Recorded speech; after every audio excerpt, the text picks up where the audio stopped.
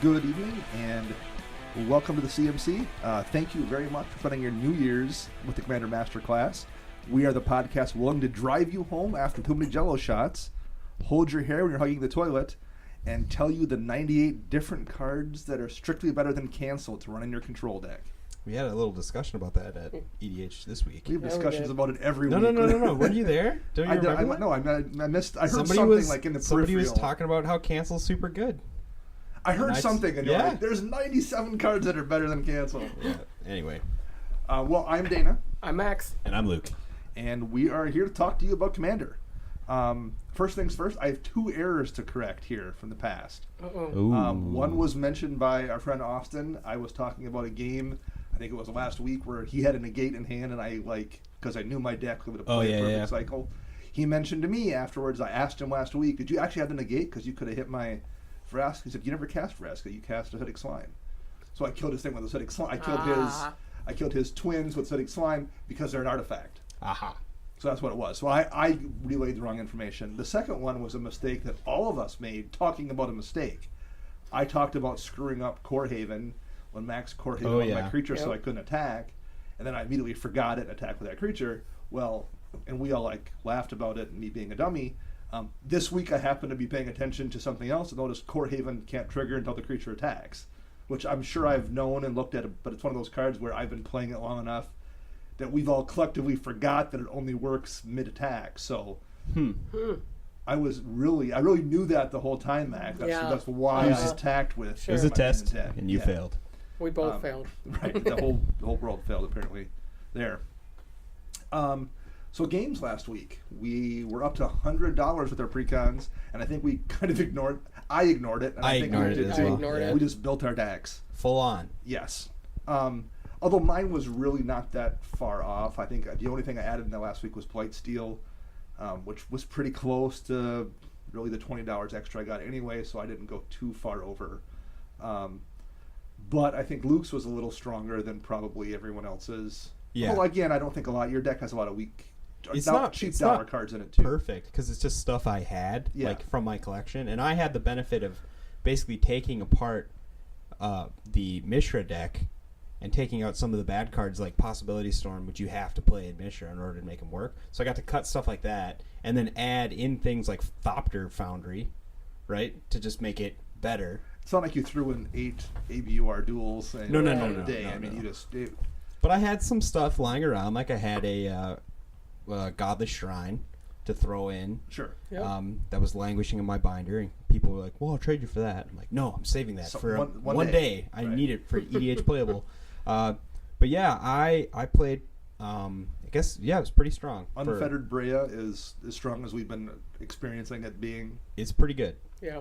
At one point, I even accidentally allowed my own entire board to get destroyed, save for 3 lands, and I still came back and won. Nice. So, yeah, I went down to 3 lands, top decked a land into a tutor to go get a Scrap Mastery, and then just put an obscene amount of artifacts into play, along with a Darksteel Forge and a Oblivion Stone. And that's game. So that's a lot to deal with. My Infect deck played really well. I'm still very happy with it. I'm going to stick with it. Again, Proliferate was the name of the game. And even Attracts did a decent work. But just once you get 5 or 6 Infect counters on people, it's pretty easy to start rolling it up on everybody. So yeah, I enjoyed it, and I'm going to keep playing it. It's a fun deck, and there's things I can tweak to make it more effective, I think. There's a lot of unique plays in it. I got to kill my own, I think it was Corpse Cur as an infect creature that when it dies, you proliferate. Yep. I vindicated it, my own creature, just to get the proliferate counter on somebody for the kill, and then killed somebody else with something else. So, I mean, there's weird plays baked into the deck. I like that, so I enjoyed playing it. It's like playing Unholy Death Knight in WoW. You're popping little festering sores. Yes. Shout out to my DK bros. Anybody else have anything in your precon? No. How about normal games? Anything cool? Oh, I died with Angus McKenzie. Yeah. They got me. Have people started seeing that coming, like, if we don't kill you? No. It's just the same kind of game states where you get like a couple alts going, and then you have like that one critical turn where you're kind of you've accumulated fog brownie points. Sure. So, but they went all in, and they got me. Yeah. That's you have to kill you. It did involve a mob rule. And Saskia. And Saskia. Ooh, yeah, that's fun. So I had the Saskia on me. So I had the aggro nug, as Ezra would call it. Yes. And then Chris mob ruled shout out to Chris, for everything under 3 power, which was basically all the stuff that matters. And they hit me for almost perfect all the lethal. damage. Yeah. Not like an obscene amount. Like I was at 23 and they hit me for 24. So they got me. That's good enough. That does it. Yep. The only interesting thing I really had happen, there was a guy, I'm not going to mention any names, but he was sitting next to me the whole night but not playing against me. And he just was talking about his infinite combo Narset deck and how great it was and how no one can interact with it. And I was just kind of listening because I hear the word Narset and I immediately assume you're kind of a terrible person. Yeah. And so the last game of the night, he sat down with a couple people and I was in the game, and I'm like, you know what? He's playing that Narset deck because I saw him break it out. So I grabbed my Edric deck, which I really only play when... I always threaten to play it, and I don't. I was like, this person's annoying, or they're playing an annoying deck, and I really should just unleash the fury, and half the time I don't do it. And I thought of that, and I'm like, no. This guy's been annoying. He's been talking about how awesome his deck is. Why should I hold back? I should just bust out my best, fastest deck. So I did. And I killed everybody, I think, on turn 5 with a biomass mutation, making like my 7 guys all 24/24s. And then he was super sad, like legit sad, like, oh man, why'd you? It's just a Narset Super Friends deck. I don't know why you had to. I was like, sorry man, you were just talking about how awesome Narset was. You kind of asked for the, like you were saying, bring what you have, so I brought it. I don't like playing that way or anything, but like in those situations, I always kind of feel justified. Maybe I wasn't, but the other 2 guys who know me are like, yeah, no, that's perfectly fine. Yeah. So there were no hard feelings except for the sad guy with a Narset deck who thought he was going to basically be doing the same thing to everybody else, and when it didn't happen, he was sad. That's right. It's not like Leovold's unfair. You just have to know how to play against it. You know, like you need a counterspell and a board wipe. Yes. And you'll probably live. Like you can deal with Edric. You said Leovold. Or Edric. You can deal with Edric. You have to be prepared for it. And he wasn't even paying attention. I don't think he even knew what Edric was. He was just like, at one point it's like turn 1 script sprite. Oh, okay. I'm like, no, you don't know what's going on then. Clearly, if you're just like, it's. And Austin even says like that. No, that's not just. That's going to get much uglier than that. But that's right. So, well, we had a couple of spoilers this week. We did. Yeah, we did. All the legendary, cool. I guess they're not legendaries, but all the masterpieces. The masterpieces. Ghost rares, using terminology from other games. All the Aether Revolt masterpieces were revealed. They're reprints except for 2 of them, which are brand new. I'll pass out to Max if you want to introduce these 2. So the 2 new masterpieces. The first one is Paradox Engine. It's a 5-mana legendary artifact. Whenever you cast a spell, untap all non-land permanents you control. I mean, this one's not very good. Like, I don't even see any way that you could make it be broken. Devolve into infinite combos. Yes. Yeah.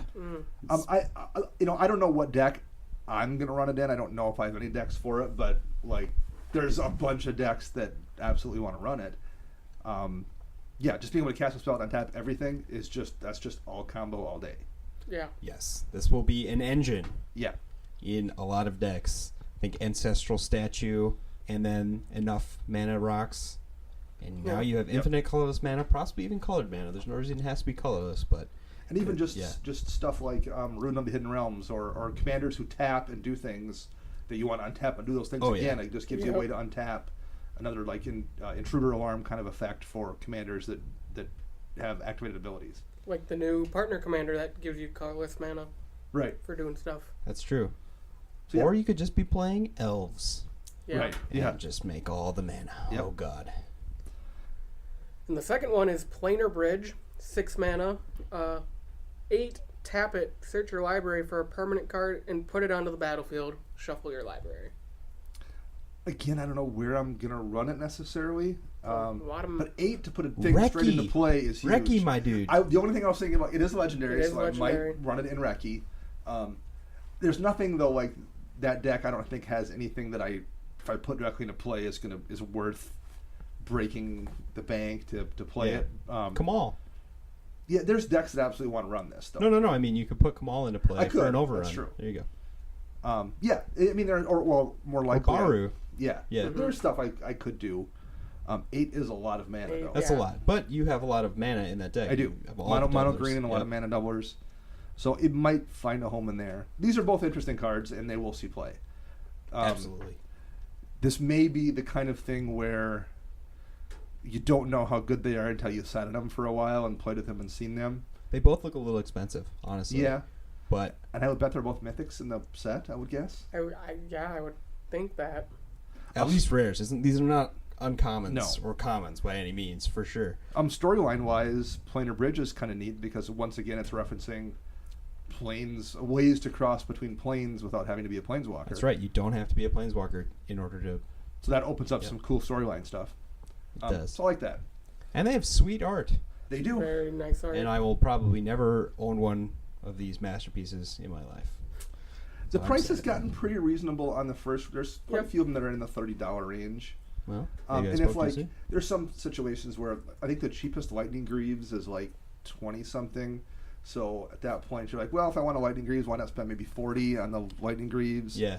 The difference between a regular foil Mox Opal and the foil Mox Opal of the Invention isn't that. I mean, there's enough things. There's a difference, but like if you're really pimping out your deck, it's not that terrible. No. And they look great. They do look great. They do. I kind of mentioned like not knowing how good cards are until you sat on them for a while, and that's more or less kind of what we're talking about here with the Rifties. Oh yeah, cue the music.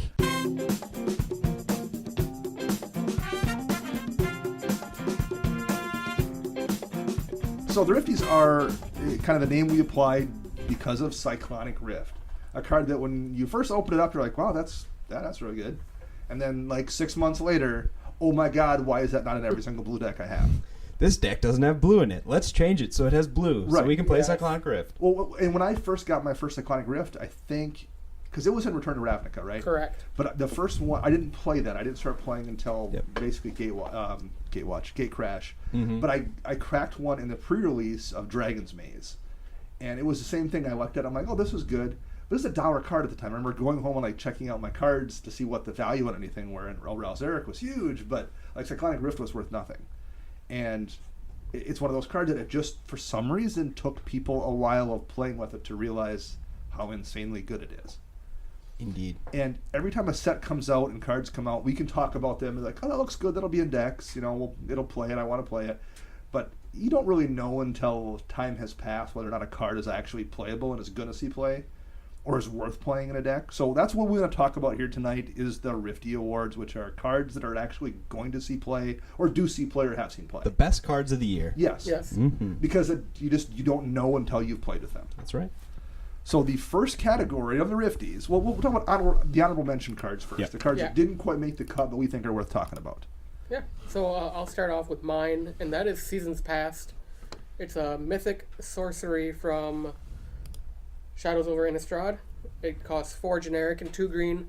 Return any number of cards with different CMC from your graveyard to your hand, and then put Seasons Past on the bottom of your library.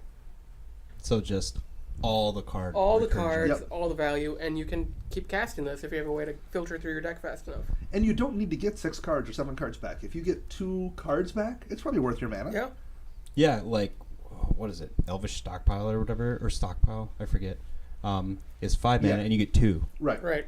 And this is any number. You can go all the way up. I think Recollect is 5 mana to get 2 back as well. Yeah.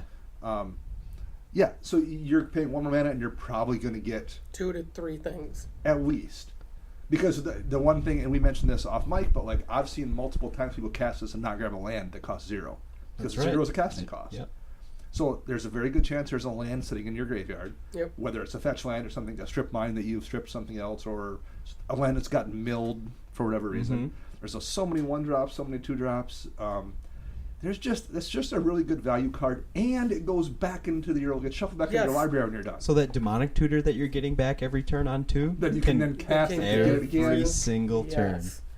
It's a really, really good card, and it's going to be around for a lot of years. Just didn't quite make the cut. Right. 6 mana is a lot. It's a lot. But did Green really need any more help in EDH? Yeah, no, I don't. Apparently it did. Yeah.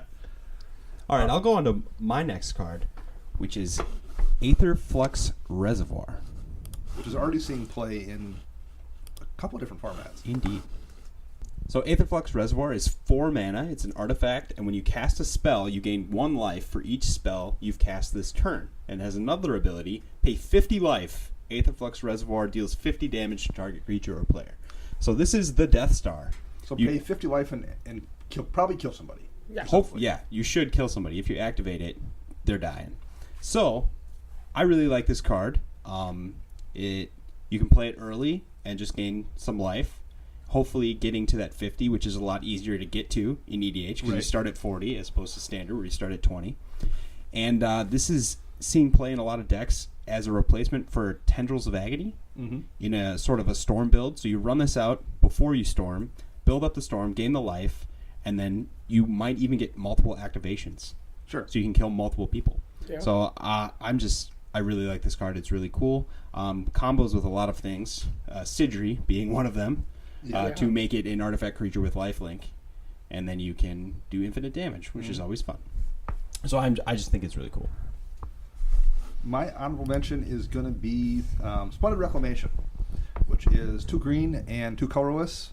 Sorcery speed. Return all lands from your graveyard to play tapped. The reason I'd say it made honorable mention and didn't actually make the cut is Zendikar fetch lands just aren't in a lot of decks, at least where I play right now, because people didn't have them, and when you want to go get them, a lot of them are $40+. Right. Additionally, they've been threatened to be reprinted forever, so people that might be willing to spend $60 on a Taiga or Badlands don't necessarily want to spend it on a Scalding Tarn that they feel like is going to be a $14 card when it gets reprinted in the next set, and it's been threatened to be in the next set for like the last year or two.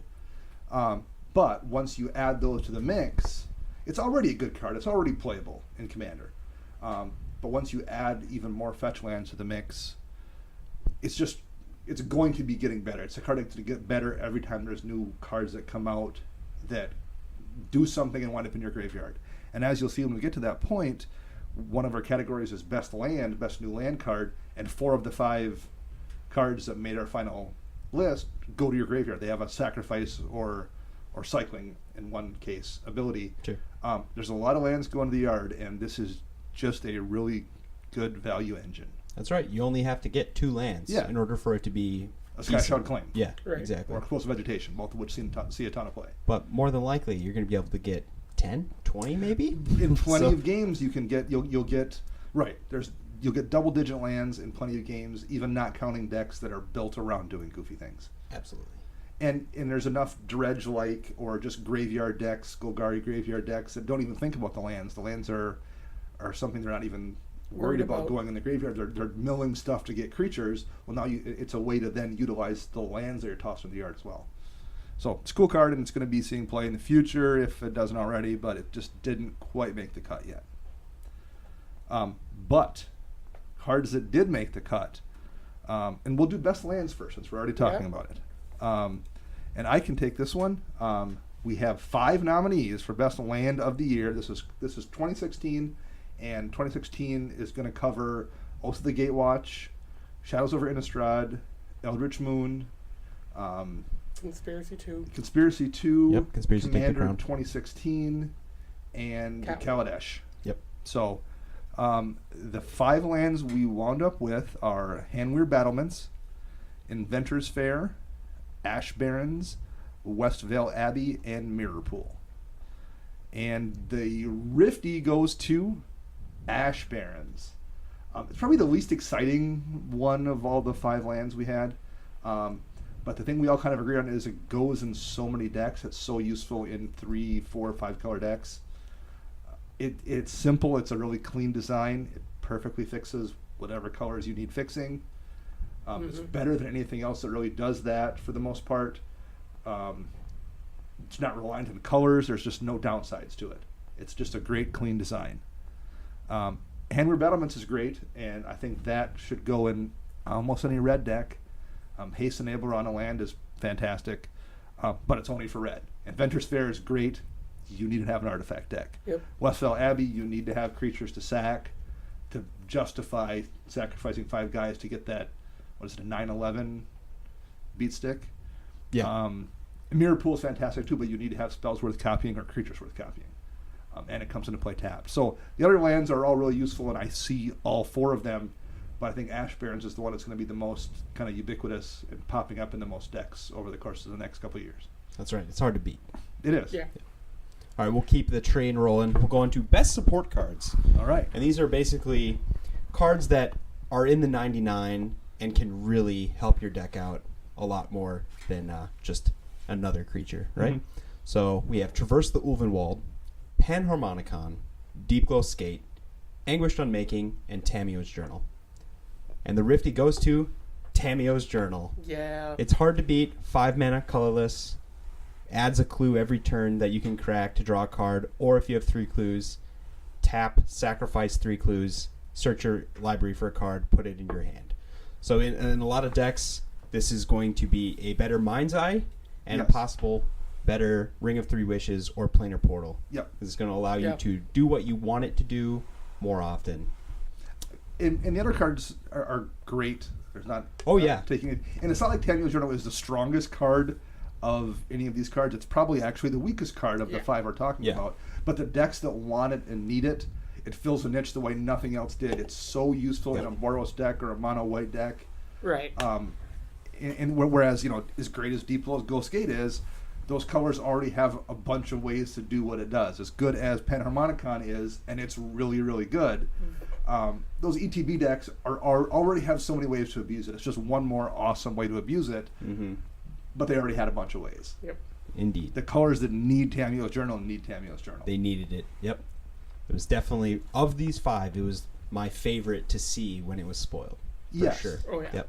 And it's my favorite to see people playing it. I just like seeing people drop Tameo's Journal and squeak out just a little bit of value every turn from it, and no one wants to remove it. Like, it's one of those cards, too, when you drop the Panharmonicon, everyone is immediately looking in their hand to see what they can do to deal with it. Nobody's dealing with your Tameo's Journal. No. You're just going to get value out of it because no one's going to remove it. So if this were a MOBA and you had a support that never died, you're going to win that game. Yes. Right. Right? So that's kind of how you can view a lot of, cards in your deck. Is with their role, if it were League of Legends or Heroes of the Storm or Dota, right?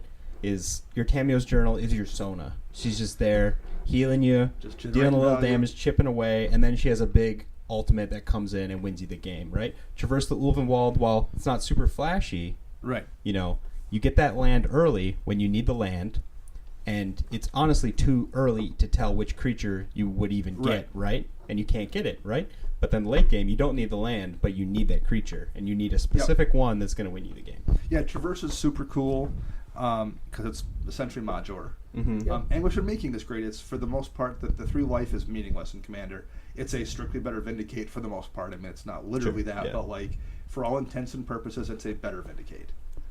Absolutely. And Deep Glow Skate, if you're running something that wants stuff doubled, that's a backbreaker. That card is going to win a game. Oh, we didn't need more things to be doubled. But right. Yeah. So Tameo's Journal, that's a fun card, and I'm glad we picked it. Absolutely. Our next category is going to be Best Planeswalker. Our nominees are Arlen Cord, Nahiri the Harbinger, Jace Unraveler of Secrets, Nissa Vital Force, and Sorin Grim Nemesis. And the winner is Nissa Vital Force. This came right from Kaladesh. The reason we picked it, turn 2 alt is great on any Planeswalker without needing doubling season. Yes.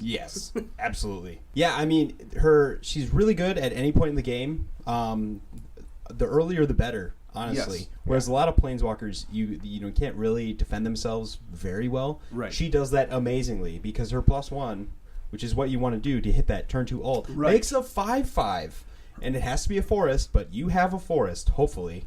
I mean, you might she not. protects herself en route to getting to the next turn. Extremely well. A 5/5 is a big wall, and then they have one turn. Right. Every player gets one turn to kill her, or that ult's coming down, and now every time you play a land, you're drawing a card. So all your ramp spells are now amazing because they not only ramp, but they get lands as well. Yep. But it also has the advantage of, as good as the ult is, it's not the kind of thing that you look at and say, I need to throw every resource I have into stopping that from going off. There are ults that are that way. You're like, if that Planeswalker ults next turn, the game is absolutely over. Right. With Nissa, you look at it and you go, I can afford to let it slide maybe, even though you absolutely don't want the person drawing cards every turn.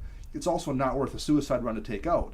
And that's kind of that sweet spot. It's a bit of the Tamiyo's Journal thing where, like, maybe people are willing to let it go because there's worse things to deal with, whereas some Planeswalkers, when it gets that one turn away from ulting, everyone is throwing everything at you because they absolutely cannot afford to let it go off. Right. Right. It's not immediately lose the game, It isn't. which a lot are. This one kind of says, hey, you might still win. You probably won't, though. It taunts you into thinking that you can get away with it if it goes off, when in reality you probably can't.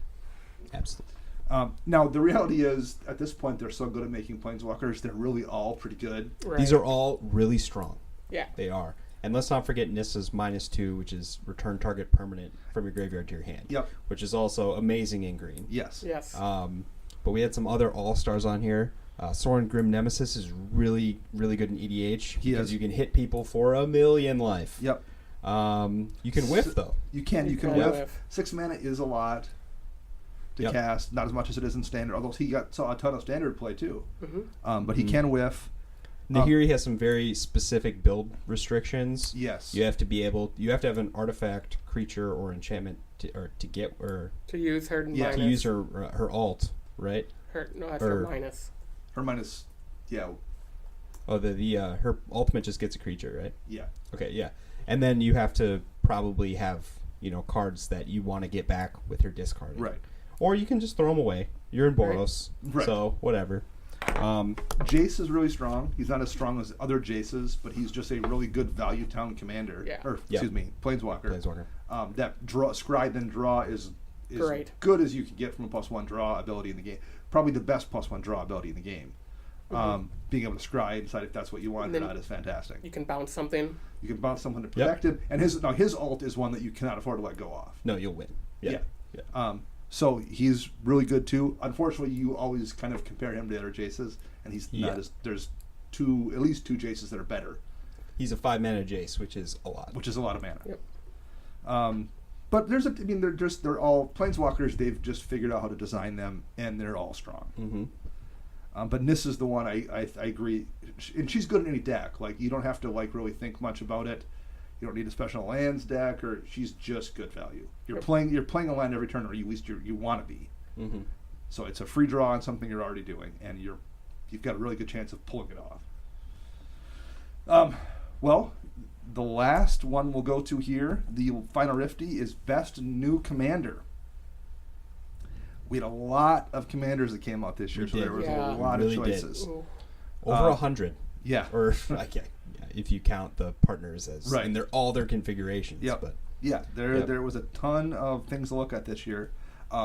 We came down to finalists of Brea, Atraxa, the Gitrog Monster, Leovold, Emissary of Tress, and Yidris. And the Rifty goes to Atraxa. The reason I picked Atraxa, and I think we all kind of agreed, is she's clean. It's a simple commander to grok. She's really strong. And there's a bunch of build paths. You can build her like 6 different ways. You can have 3 Atraxa decks at the table, and they could all be doing different things with very little card overlap. Oh God, let's not play those games. Let's not do that, right? We discovered that's no fun at all. Yeah. No. But that makes for a good commander, the fact that you can do it a bunch of different ways. Indeed. I love the Gitrog Monster. He's such a unique, interesting commander, but for the most part, there's one build path there. There's the one way, yeah. So I think one of the reasons I didn't love Leovold, Leovold's a really good commander. I think Leovold lends himself to bad game states in a lot of places.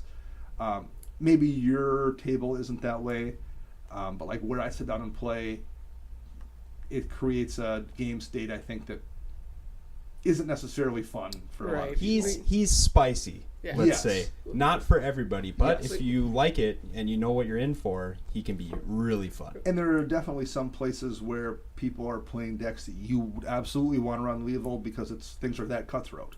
And Leovold is perfectly legit because you need to shut down a bunch of other people's decks. There are no casual Leovold No, emissary right. returns. That's a perfect way to phrase it. Leovold Yes. makes the list of you hear the commander and you bring your A+ deck Yes. out. Indeed.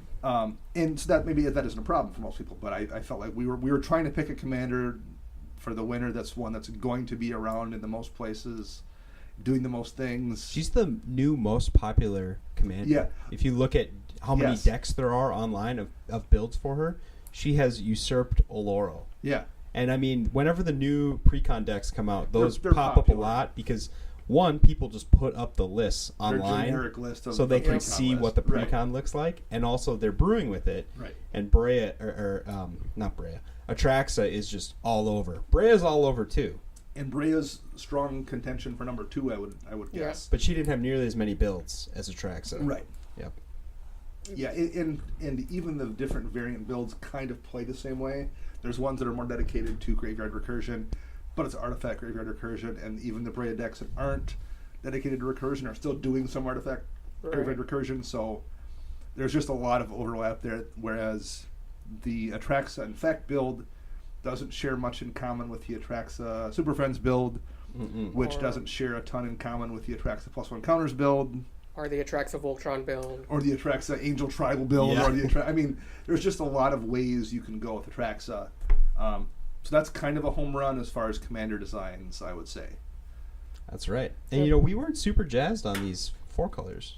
We weren't not Commanders at first. originally. And 3 of them made the list. I was just going to say 3 that. of them made the list. Yeah. And we That didn't even says a talk lot. about Yidris We did not even talk because about he Yidris. knows what he did. And Yes. Yep. He's a bad boy. Yeah, well, and that's kind of a good example of what we're talking about. You need to have seen him in play. Right. Our initial comments on Brea were, yeah, there's going to be a bunch of combos with it, but it's like not our jam. And we were right. And we were right. Yep. But having seen it, once you saw it in play, you're like, wow, now I get it. I underestimated the amount of combos there were with it. Sure, yeah. Because after we talked about her shaping out for a day, right? So after that, it's like she combos with this, and she combos with this, and combos with this, and they all can go in the same deck. Yep. And it'll come out on turn 5, and you'll win. Yep. It's just absurd. And we haven't even really, no one where we're playing at is really playing with a hyper-aggressive Brea combo deck. They're just No. playing Brea artifact shenanigans, just, I'm going to spin this, and bring this back, and sack this thing, and, I mean, it's just like, they're just almost Havoc Brea decks. I'm just going to do whatever crazy stuff Right. pops up. And that's interesting. It's made for a cool deck, I think. It has, for sure. Yeah, I frequently play games that have 2 Breas in them, and they're not built the same, and they play differently. So Yeah. that's awesome. And they play. That's the operative word there. When I see someone playing a Brea deck, they're doing things. They're Right. like, Oh yeah. I'm going to do this to this and to this and to this. It's an interesting deck to watch because there's stuff going on. Absolutely. She does not really dirtle very much. No. Atraxa could maybe be dirtily. Sure. Like if you have a bunch of a +1/+1 counter deck, and they're at 3 counters, and you go to 4, you know, how much are you really getting out of the Right. 1 extra Right. counter? Yidris decks can dirtle Big time. a little bit, Mhm. but Brea has some serious restrictions on her. You have Yes. to be running those artifacts. Yep. So But it was a good year for Commanders. Yeah. I think it was a great year. Yeah. Yeah. I think this may have been the best year to be a Commander player ever, because look at our Commander picks for like our, the Rifty Awards. A lot of these have usurped other like best Yes. commanders. I mean, no one knocked Zur off for, enchantments Right. or whatever, right? But like Sharoom kind of got knocked off. I'm Yep. sure a lot of people would say she probably wasn't nearly as good. We got Leovold. We got a bunch of hyper competitive commanders if you're into that. Yep. But then we also got some really awesome, just regular old, battle cruiser magic commanders. Like Gonti was really cool. Gonti You is know, awesome. and you really underestimate him when you look at him, but in practice, he's a powerhouse, Yes. and that's awesome. And he's fun. And he's unique. And they've gotten really good at designing for Commander. They have, for sure. Although there were some some missed opportunities, I feel. Like we never got a Clue commander. We didn't. I'm still holding out hope for a Bant Clue commander. The spider commander isn't very spidery. The werewolf No. commander wasn't werewolfy. the Worst, yeah. The werewolf commander was horrible. We need Horrible. one of those. I mean, Ishkana, I think, as far as spiders go, you missed red. Yes. And that was a big problem. They forced him into black so that he could combo with spider spawning. But in Commander, we don't need to be spider spawning. No. We need Dragon Lair spider. Yeah. And we need Trapdoor spider, and we couldn't get those. And I think the best build of Ishkana doesn't really involve spiders. It's just another black-green graveyard deck. Yeah. But that's my opinion. Which we already have plenty of.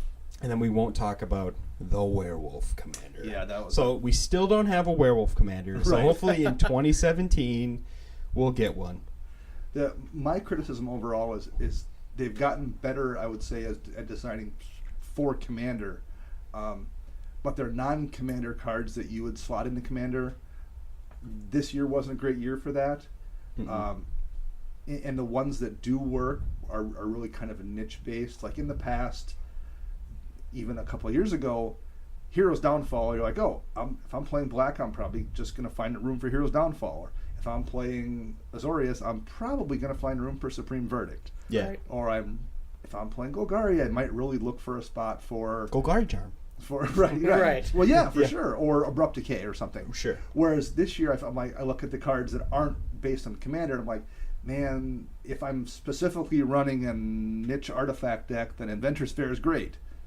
But generally speaking, most decks aren't going to run Inventor's Fair. So I feel like they're and maybe that's a result of them powering down Standard a little bit. I think it has to do with that. But there's just been less stuff outside of specifically for multiplayer or Commander that's made its way into decks. I think in Standard they're experimenting with what they can do with cards. Where we have tokens that are actually like clues. Right. Right. So They you have do these things. tokens that do things as opposed to just be Draw a a token. token. Yeah. Some tokens had abilities in the past, Mhm. but it was rare. Like if you saw a token that had vigilance on it, you were like, whoa, Right. crazy. And so now they're like, okay, you're gonna make this other thing, and it's gonna do something like a clue. And then we had energy later. And then we Which had I loved. Energy was great. I loved Energy is energy, and that was the awesome. thing I forgot to talk about in our missed opportunities. We don't have an energy commander, a Yes. commander who cares about energy. I mean, there are commanders who kind of synergize with it a little bit, but not one like overtly, hey, Right. I'm the energy guy, and it's 5-color. Yeah. But Yeah. they could have given us a 5-color energy commander. That would have been awesome. But as they do more things in Standard, where they're kind of powering it down and kind of keeping it more insular, like with vehicles, right? They Right. threw us a bone with Depala. They're like, here you go. That Here's was your entirely vehicle. a bone thrown to Commander players. Yeah, but Depala, she's okay. Yeah. Right. So I think we'll see what happens. Hopefully, maybe they realize that they maybe powered it down too much, so we'll see some more powerful cards in the future that will help out us Commander players, because we have thousands and thousands of cards that are already great that don't even see play. Right. Whereas Standard players, they have that rotation and they have to get stuff in. So And it is the longer you play, the easier it is to get cynical, because you have the entire Magic sandbox to play in. that's true. So every time a new set comes out, it's very easy to be like, oh, there's only one card in here I want to play. Well, there's only one card in most sets that That aren't you want. versus Saga that you want to play. That's what comes when there's 35,000 cards that you're looking at in your colors. Of course, the new group of 120 is probably not going Yeah. to have more than one card that you'd consider playing. That's funny. I did that for years, actually. I kind of wasn't playing a lot, and I would keep up with the sets, and there would usually be about 1 or 2 cards that I was like, oh, I'll get those. So Right. I'd buy them, and I have them now. Great. I got my 1 card. I Right. spent $1 and got it. Great. Whereas now, I really try to play with more things, test more things out, and try and really break what's good. So hopefully the Rifties, you guys can find some cards on here that you're like, oh, that might be better than I think. Yeah. You can Yeah. try it out. Well, you kind of mentioned trying out different cards, and so let's kind of segue into our last segment here, which is New Year's resolutions regarding Commander, and things you want to do in the year coming up, and we'll kind of talk about the few that we want to do. I'll start with myself. Things I want to try this year, specifically this calendar year. I want to focus on being a better ambassador, is probably the best word, for new players. Particularly in our shop, when I see someone coming in, it's super easy, because I've got a group of in addition to you guys, there's probably 8 or 10 of us that we know really well. We're the old guys. Yeah. We're Yeah. the old guys. But like I've been to everyone's house at some point, and like they've been in my house, and we've seen each other naked, and as like you do when you're playing Magic. Yeah. So it's easy to fall into that rut where you're like, I'm going to play with these guys. With my friends. Yeah. Yes. And when the new random dude comes over, and particularly in Magic, people aren't always the most outgoing, and there's pretty often someone will come over and kind of hover, and it's very easy to just keep playing your game and not be like, hey, we're going to finish up in 10 minutes, but if you want to stick around, we'll find room for you. It's easy to not do that. And they usually are playing a very good commander because they're coming in to Unknown wreck shop, territory. right? No, it's one of the two. They're coming in with their tightly tuned deck ready to wreck, or they're coming in with an awful deck that they have no clue how to play because they've never played with anybody before, and it's all entirely theory crafted, and they have no removal and no whatever. So, and you can fix those things. The first step of doing that is just asking the person to sit down. And that's an easy thing to not do, and I'm guilty of not doing it plenty often. So I want to make a conscious effort this year to invite that random new person who comes in and kind of hovers off to the side. Hey, come on and just give us 10 minutes and we'll be done and you can sit on to the next game. I think that's actually a really good idea. Like, Great you don't idea. even have to say anything. Just like, hey, sit down. Yeah. Like, just sit Sit and watch yeah. for a few minutes, and next time And you can somebody's just out. chit-chat with them Yes. and figure out what they're packing, Right. you know? And Why that's not? that's how you meet the next person that's part of your group. Mm-hmm.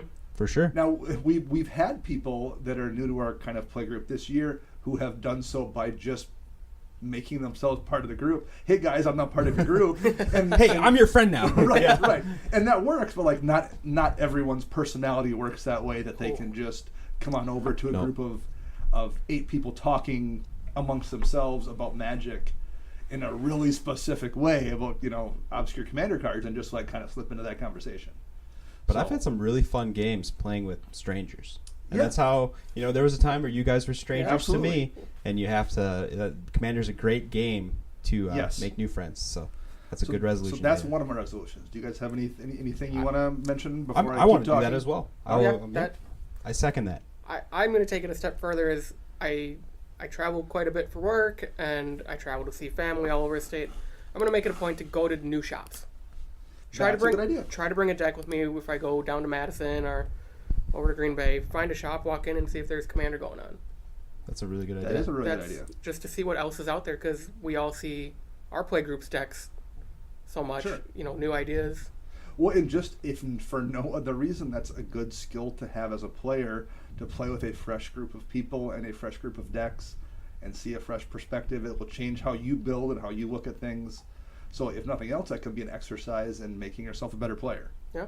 That's true. And they won't have heard your stories before. Right. So you You're use all somebody your super old interesting. jokes. You can suddenly tap into all your friends' jokes and like become the Aw, most man. interesting man in the room.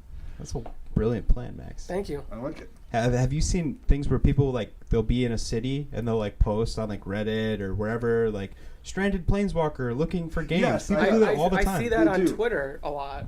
Right on. So that's cool.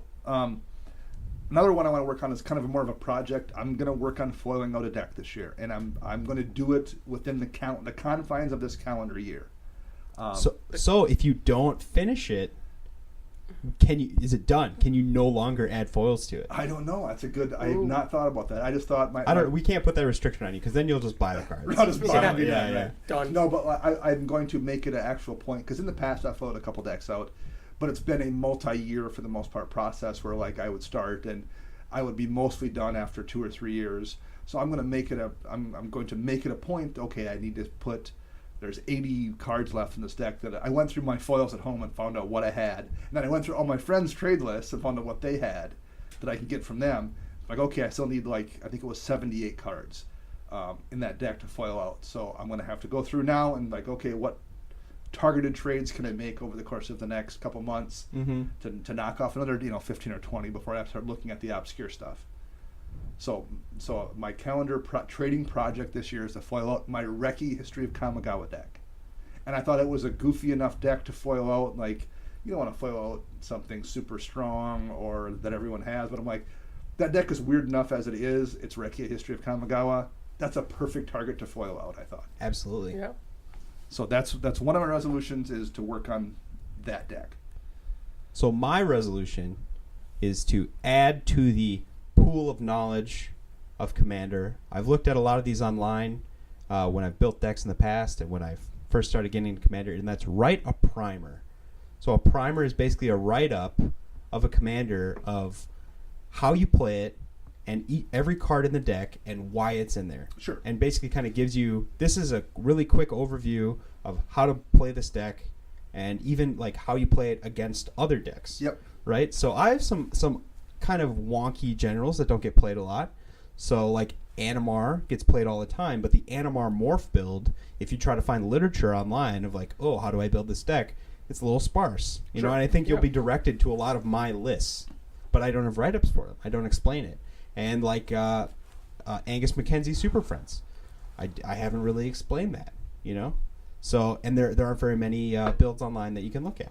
So I'm going to do a couple write-ups, and you guys will hear about it for sure, our listeners. Nice. Oh, yeah. But And I don't know if they'll end up on MTG Salvation or anything. Some of the ones in Salvation are really fantastic write-ups. Some are too. great. Yeah. I've read some beautiful write-ups. Like even decks I don't play, I still go back to read. There's a guy who has a Kozilek Butcher of Truth deck that's called Butcher of Juice that I have no interest in playing at all. But like every new expansion comes out, he goes through the possible cards for it and writes a like half paragraph on why he's considering trying it or why he's not trying this one. And the old cards, he's got really detailed explanations about why every single weird thing is in his deck and what he's tested out. It makes for a fascinating read, even though I have no intention of ever playing the deck. Just reading a smart person's thoughts on cards is always interesting. Well, I'm probably screwed then. Yours is just going to be... I'm not a smart person. right. Just be like, it's cool. I like this one. Source of Plowshares is good. The end. Yep, the end. Well, very cool. That one's good. Max, anything else from you? No, I don't really need to foil out any deck this year. I'm still working on Brago. I have a challenge for you. Build a 3-color deck. There you go. I have one built. Which one? I have a partner deck. Oh, those don't count. Oh, ouch. No, it counts. Because you're going to try I'm to just build, kidding. You're going to try to build your first... I need to build a 2-color deck. 2-color deck. And I need a yourself. monocolor deck that's not Chainer, which I have done, but I'm just like, we don't need... That's been done. Right. Well, weren't you discussing doing a tribal deck of some sort? Yeah, I don't have a tribal deck either right now. I agree. I think that's a great idea. Not specifically tribal for you, but like if there are archetypes that you haven't explored before, explore them. Yeah. Yeah. I need a beatdown deck, personally. I don't have a single deck that actually just attacks like you. Like an aggro, stompy... No, it doesn't have to be aggro, because I have the Krenko deck, but like something that, like big dudes. Sure. You know, like a green deck. I have nothing that actually even attempts to attack you. I'm either killing you with a combo or just killing you with some other horrible thing. But that's a good idea. Dying to 6/6s is not what's going to happen to you. But I mean, I have decks that have done that. Yeah. But it's usually like a last-ditch effort. Right. Like, oh yeah, by the way, Sheldred has Swamp Walk. You're dead. Right? Like, it's not... But I'm not in your face the whole game. So I have some ideas that I'm kicking around about what are the problems with those decks and how do you mitigate them. Sure. Well, and how do you make that kind of deck interesting for you? Because some decks just aren't interesting for certain people, and maybe you need to find a hook to make that deck interesting. I had a really good idea. I'll give this to our listeners. I wanted to make a troll deck. Not a deck that trolls you. Right, with real actual trolls. But trolls. And why trolls, Luke? Why do we care about trolls? A lot of the trolls in the game regenerate. Yes, they do. Yes, they do. So you just go super hard with the trolls. You get them into play. Most are red, green... Green predominantly. Yeah, the old with ones a are couple red with charging troll, shout out Yep. charging troll, Upton and then troll, and now Sedge trolls. black green Yeah. as the trolls, right? So you could go 3-color, or you could go 2-color, red green or black green. I was gonna go maybe black green with like Val rolls or whatever because he regenerates, Yep. right? So it's gonna be a regenerator deck where you just keep everything in play, like even if they blow you up, long hair don't care. Right. Trolls, right? So that was the idea. I guess I only put about 20 minutes of thought into it, so maybe someone out there could build this. Austin, looking at you. Yeah, that was cool. And Varlamov is a troll. There's not much tribal synergy between trolls. There is absolutely no tribal synergy between the trolls. There are no support cards that mention troll whatever. So yeah. That's I had thought about doing a knight deck at one point, using Captain of the Guard. Is it Ariana? Yes. Because she's a knight. And again, there's no knight synergy really, but there's a ton of good knights. And if you're they have a million abilities. They do have a gazillion abilities. The problem with them is they're all like 2/2s or 3/2s or whatever. Big so I think your win con aggroing with knights is probably, particularly in Boros where you don't have a ton of good options. But I think if I was going to do one more tribal, I might try to do Boros Knights. It would be a good challenge. I don't know if I'm going to this year, but that might be something I will look at doing too, is Boros Knights. Ooh, that's definitely hard mode for sure. Yes. Yeah. So, but you can play cards that are just good, like Cathar's Crusade. Right. But it's like flavor win, right? Right. Because it's a crusade. Yep. So. Tamio's Journal would absolutely go with my Boros Yes, Knights it deck. would. So desperate for draw. In looking at them too, so many of them have a protection from certain colors.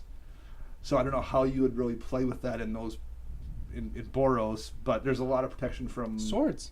Yeah, maybe. Hey, So for the right sword knights. and the right dude. I guess that's flavorful. That's always a way you can spice up your deck. Like if Throw you're just some if you're swords just in. playing too many good stuff cards, right? If you can somehow justify why they are there, right? You know, that's one thing I have noticed about our particular play group. I don't see many swords anymore. Once upon a time I sure. did. When we first started playing, they were But for the everywhere. most part, people have like cycled swords out of their decks, probably just because it's kind of boring. It's boring.